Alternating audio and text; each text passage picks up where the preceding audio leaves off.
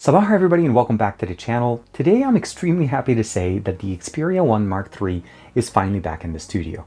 But for the last couple of weeks or so, as you guys know, I've been playing around with the Xperia Pro I, the latest device from Sony featuring a 1-inch sensor on the back of this device. Definitely a new direction for Sony.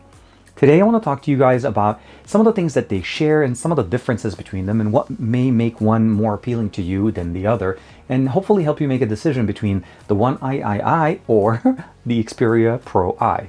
So again, there's a lot of eyes in here, but let's get all those eyes on these devices. This is TK and this is my comparison of the Xperia Pro I versus the Xperia 1 Mark III.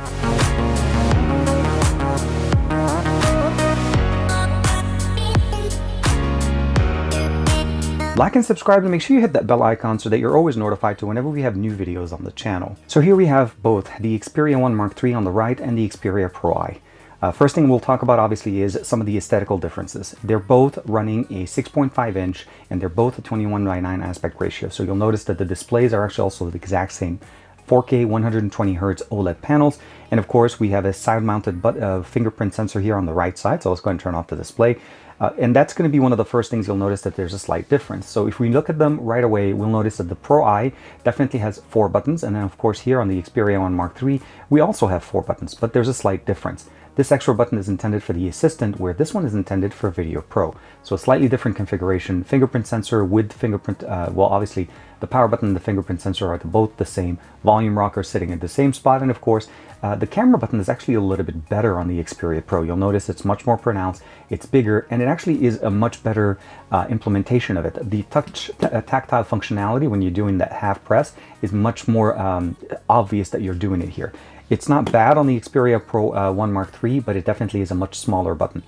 Both of them will launch the Xperia, the Camera Pro application by just press and holding the function. It works absolutely fantastic. And again, as I mentioned to you guys, the Video Pro camera application gets launched now by just pressing that additional button that we have here. We don't have that one button that's present there for the assistant. So if I press the hold button here, you'll notice that it launches the assistant even on the home screen. So that's one of the things you want to keep in mind. And of course, the last thing we'll notice is that the material on this, you have a ridges, much better for grip. And of course, here the overall aesthetic kind of goes through the rest of the device. On the top, we're pretty much the exact same. We have a microphone and the 3.5mm headphone jack supported with the DAC. It's a high DAC quality audio performance there. On the left, we have the toolless SIM tray capable of supporting an SD card up to 1 terabyte. And of course, we have the ability of adding our SIM card. Both of these support sub-6 5G in the US. They do not support millimeter wave. So that's the difference between this one and the Pro that came out earlier in the year. And of course, because they're trying to make sure that we don't drop it or lose it, there is a lanyard option here. Typically we get those options with cases, but this one is actually built into the smartphone. And what comes down to the bottom, we'll notice that the USB-C port is exactly in the same spot as well as the last microphone. The camera setup here is centered and we have a triple camera setup. And here on the Xperia 1 Mark III, we have actually a quad camera setup, although you see 3 sensors. It's because that telephoto houses 2 separate camera focal lengths. There's a 70mm and 107 or 105. And of course, we have the standard 24mm and 16mm. On the Pro I, we actually have a primary shooter, the 24, a 16, and a 50mm. So they went with the 50mm, which is typically what's considered for professional photographers, the trifecta, or basically the perfect lens setup. It's a 16, 24, and a 50mm. And of course, the sensor here is a full 1-inch sensor brought over from the RX100. So definitely a bigger sensor than what we typically see with the 12 megapixel cameras. One thing to mention though, the output of the camera is still technically showing up as 12 megapixels. So just be aware, even though we have a bigger sensor, the images are going to still come out in a more of a 12 megapixel consumable image. But we also do have a variable aperture here that's able to go between f2 and f4 that we're able to change, and we don't have that present here. Last thing, we have wireless charging here as well as NFC. We have NFC but no wireless charging on this one. Both of them are supporting a 4500 milliampere battery charging with a 30-watt charger. So they feature the faster charging that Sony is featuring. But again, wireless and no wireless there. Just keep that in mind. Now, as we talked about it before, the display is absolutely the same. So we're talking about, again, 6.5-inch OLED 4K 120 frames per second. And of course, the same resolution, same calibration, same functional task, same configuration options as far as the ability of setting up the white balance, the high refresh rate, the image quality. So all of those options are going to be there. And of course, we still have the same stereo speakers that are going to be brought over from the Xperia 1 Mark III. So this is one of those things I really appreciated, that Sony learned learned and basically went with a lot of the features from the One Mark III over the One Mark II, or even the one, technically the Pro that came out earlier in the year. Stereo speakers are definitely much better. The 8 megapixel camera on the front is pretty much the exact same. My recommendation is always, always, always use the better sensors on the back. Now, both of them are featuring the Snapdragon 888 clocked in at the exact same speed. So we're talking about 4 cores at 1.8, 3 cores at 2.42, and 1 core at 2.84. I did run a benchmark on this, but I will say this much. The one, or the Pro I that I have, is a pre-production prototype, meaning the numbers that we're getting here are not going to be final. The software is not final. So there's a lot of things to be said. Now, even though we're showing here at about 1093, they're very close as far as the performance with a single core. The difference is obviously greater on the multi-core. I would basically say this much. The expected performance once the Pro I becomes available retail should be pretty much what we get here from the horsepower, with the exception of one thing. Both of them feature 12 gigs of RAM for RAM management, but this one features 512 gigs of internal storage for higher capacity, obviously, because you're trying to basically produce more content with it.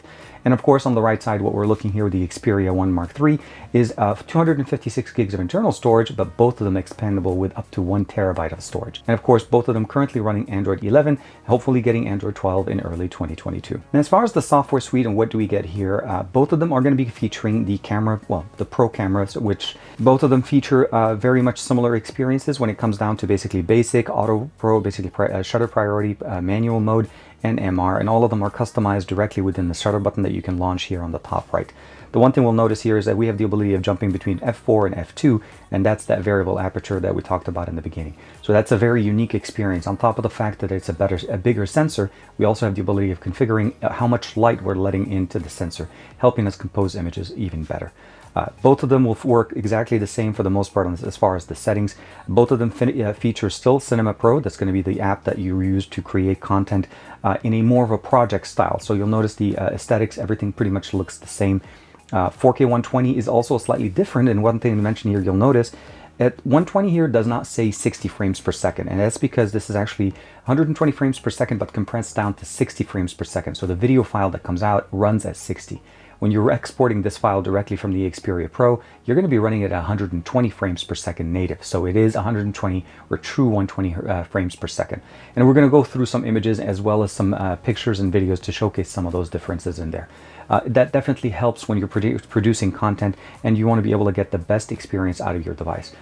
Not that compressing it is not going to help, but it definitely helps having something that is working much better. Now, the next application is Video Pro, and this is actually new to the Xperia Pro I. I do want to mention, though, I was able to get the APK to run over on the Xperia 1 Mark III, although it doesn't actually work exactly the same way. And that one of the reasons is because it doesn't recognize the third lens, or at least the two different apertures for the telephoto. It only recognizes one of them. Because the camera that we have in here essentially has a moving mechanism that allows it to shift between 70 millimeters to 105, this is something that is required to be in the software. So when I'm jumping in here and we go essentially to the Camera Pro, you'll notice in here we have 1, 2, 3, 4. But then when we go into the Cinema Pro or the Video Pro, the new app, it actually only recognizes, and you can see here, it only recognizes the 16 to 24 and 70. So the primary lens functionality, but it doesn't have access to the additional one. So in case you wanted to use it for video. Although I feel like having the three main sensors running at their native resolution should definitely be the best experience that you can. I'll be doing some more testing on it, but this is not intended to be on it yet. My hope is that this actually becomes available part of Android 12, since that's typically how Sony does when it comes down to updates. And of course, to round this entire thing is obviously Gorilla Glass Viscous in here. We have IP68 rating on both of them. And as far as colors, the actual Xperia Pro I has multiple colors. In the US, at least, it has black and purple that are coming into the US market. As far as the Xperia Pro I, it only comes in the standard color. But keep in mind, they both have the same finish on the back. It's not a mirror finish, so you're getting that nice glossy back. And of course, the unique Sony monikers on the back. It's just crazy. It's easy to recognize what a Sony device looks like. I'll say this. I've spent time with the Xperia 1 Mark III a couple of times in early production versions. So I've had a very good experience with it. I've used it for gaming. I've used it for photography. I've done some content here on the channel for you guys. And I've also done some content for you guys here on the Xperia Pro I. My experience from using both of these devices on the daily activities, they both run very similarly. The UI elements, the powerhouse and everything that you have in there is very much similar. Camera applications, again, Video Pro is not exactly currently available on it. The one I'm able to run here doesn't exactly work 100%. So just keep in mind that hopefully in the future, when it's fully officially available, we'll be able to see some of those features. The other thing that Sony did with the Xperia Pro I is obviously offer us a more pro experience. The dual aperture shutter is actually a big difference, especially when it comes down to low light photography. So I'm going to start showing you guys right now some images that I was taking directly with both the Pro I and the One Mark III to show you some of the benefit. They're both great images, but you could definitely see the benefit of having an f2, be able to actually jump between an f4 and an f2 when you're taking or composing your shot. For video production, I feel like Video Pro provides a much better option to have a good experience when it comes down to video production. The reason behind that is Cinema Pro, although a very functional and a very powerful tool, I feel like it has it requires you to be behind the camera. It's more so set for me as the content creator to be shooting the content as opposed to being the star of the content. They do have an accessory for obviously using Video Pro to be able to provide us a video feed with the nice little monitor that Sony is releasing at the same time as the Xperia Pro I. And I think right now it's only intended for it. I did pre-order it. I'm hoping it will work with the Xperia One Mark III. And you can definitely see here that Sony is focusing on giving you the best experience on the main sensors that we have on the back of this device. Having that little display provides us the ability and the accessory with the grip and the Bluetooth functionality.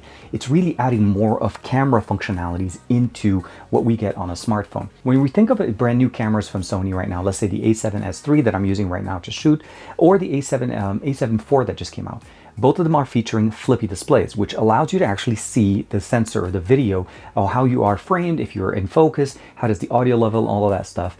And smartphones don't have that. We don't have flippy displays on smartphones. And this is why this accessory makes perfect sense for the Pro line. This is a big difference from what you get from the Xperia One Mark III. So when you're looking at that functionality, you're really going to enjoy it. I don't want to make it sound like I'm trying to give the Xperia Pro I all of the benefits and making it sound like the Xperia One Mark III does not stand up. Both of them are the best in the field that they're in. So the Xperia One Mark III is the latest Xperia One series.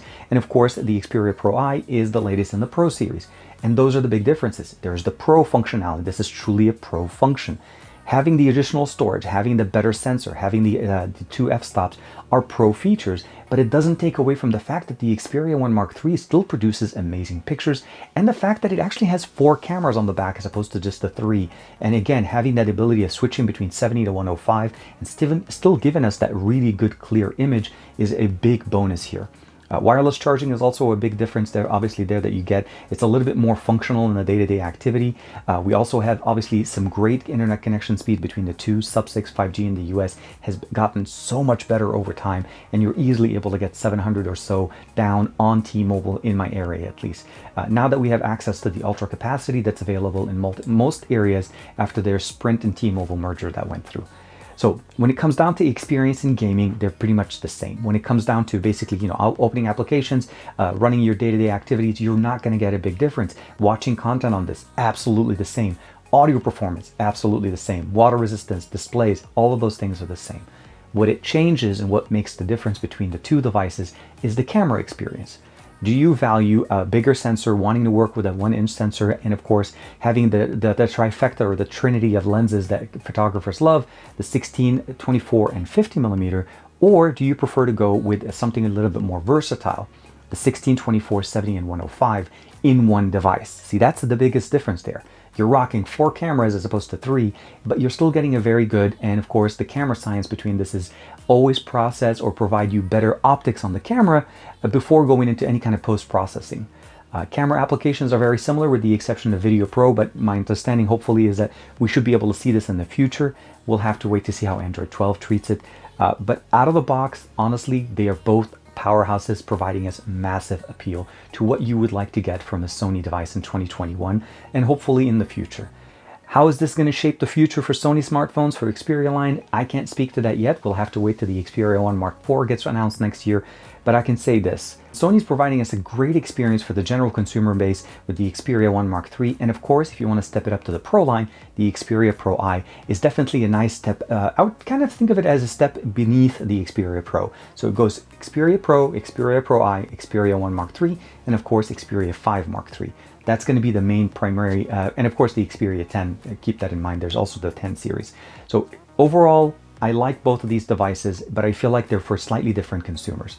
If you want the benefits of the best camera system right now on an Xperia from Sony, the Pro I is definitely going to be there. If you want the most versatile best camera on the options that you get with Sony, I feel like the Xperia 1 Mark III will definitely meet all your expectations and then some. Again, there's so much going on with Xperia right now that is just crazy. And I cannot believe that we are still getting better and they're still coming up and innovating after 3 years of amazing devices.